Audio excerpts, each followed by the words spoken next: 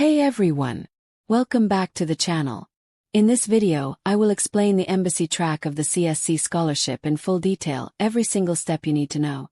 Also, I have already made a full video about the university track, so if you want to learn about that, the link is in the description below. Go check it out after this video. So what is the embassy track, also called Plan A? It means that you apply through your own country's Chinese embassy, not directly to a university. Well, there isn't much of difference in embassy track from university tracks. Here's how it works step by step. Just like in university track, you have to look for universities that offers your desired program. After that, go to the CSC website and fill out the online application form under category type A, the embassy track. You have to select 2 universities in this application that offers your desired program. After that, prepare all the documents required like degrees, transcripts, passport, study plan, etc. Then, submit your documents to your country's Chinese embassy. Some embassies may also take tests or interviews.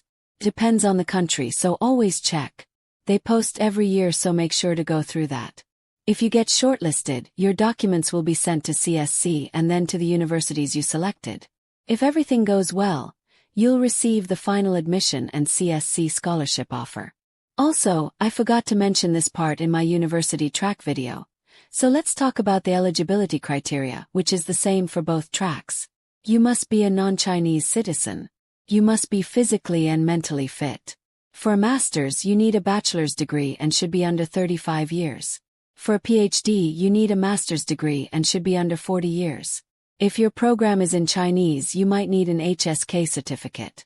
HSK is basically Chinese language test, and universities mainly ask for HSK level 4 or level 5.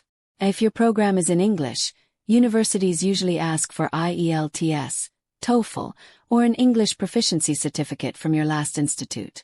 Additionally, some universities ask for Duolingo English course test, and score should be above 120.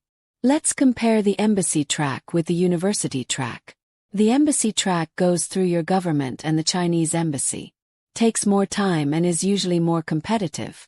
The university track is more direct, you apply straight to the university and may contact professors.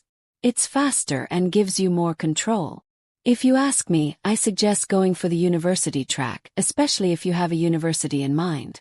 It increases your chances and makes the process simpler.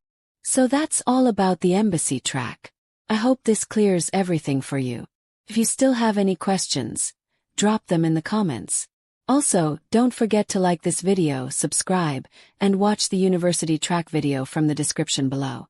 Thanks for watching and best of luck with your application.